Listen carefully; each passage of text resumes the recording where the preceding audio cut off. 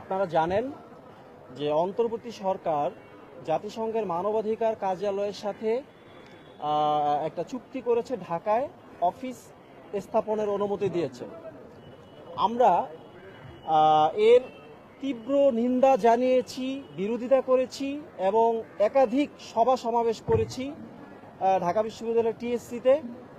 সরকারকে আমরা বারবার বলেছি যে আপনি জাতিসংঘের মানবাধিকার কার্যালয়ের সাথে যে চুক্তি করেছেন, অফিস স্থাপনের অনুমতি দিয়েছেন, সেটা বাতিল করুন।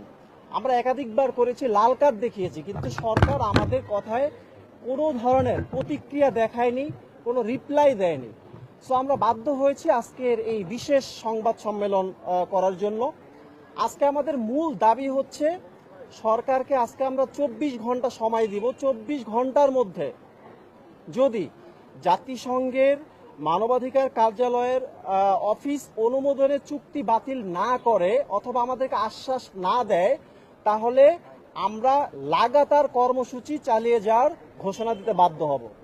সো আমরা আসলে এইটা আমাদের মূল বার্তা যে সরকার যদি জাতিসংঘের মানবাধিকার কার্যালয়ের চুক্তি অনুমোদন বাতিল না করে তাহলে আমরা লাগাতার কর্মসূচি ঘোষণা দিব। তো আমরা আসলে কেন এই যে জাতিসংঘের মানবাধিকার কার্যালয় যে আসছে বাংলাদেশে, অফিসের অনুমোদন দিয়েছে, ঢাকা বিশ্ববিদ্যালয় থেকে কেন আমরা এর বিরোধিতা করছি, এর অনেকগুলো কারণ আছে। বিষয়টা হচ্ছে যে এই যে জাতিসংঘের মানবাধিকার কার্যালয়, এইটা যে অনুমোদন হয়েছে, এর মাধ্যমে কি হবে, আমাদের শিক্ষা ব্যবস্থা এবং শিক্ষার্থীরা তাদের নৈতিকতা হারাবে।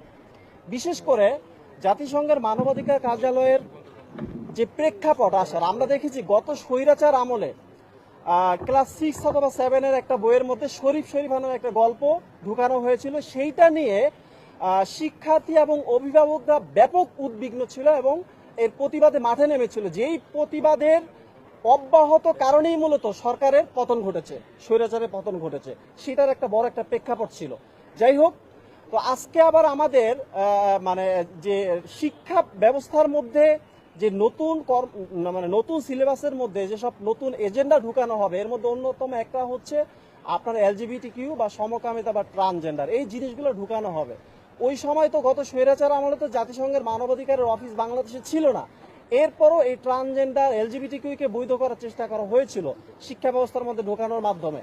কিন্তু এবার যখন ঢাকায় এই অফিস স্থাপন হয়েছে, সো আমরা নির্বিঘ্নে বলতে পারি যে ঢাকা বিশ্ববিদ্যালয়ের শিক্ষা কারিকুলামের মধ্যে, আমাদের সিলেবাসের মধ্যে, বিভিন্ন বিশ্ববিদ্যালয়ের সিলেবাসের মধ্যে এবং স্কুল কলেজ মাদ্রাসা সহ দেশের পাবলিক প্রাইভেট সকল বিশ্ববিদ্যালয়ের মধ্যে LGBTQ, সমকামিতা, ট্রান্সজেন্ডার ইত্যাদি বিকৃতপনাকে বৈধ করার জন্য, শিক্ষার্থীদেরকে বিপদগামী করার জন্য এগুলো ঢুকানো হবে।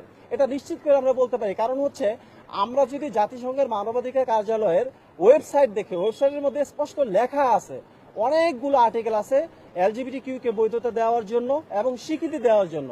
এক কথায় যদি বলি যে জাতিসংঘের মানবাধিকার কার্যালয়ের অন্যতম একটা এজেন্ডা হচ্ছে এম্পাওয়ারিং LGBTQ বা সমকামিতাকে স্বীকৃতি দেওয়া এবং এটাকে ক্ষমতায়ন করা, সমাজে প্রতিষ্ঠিত করা।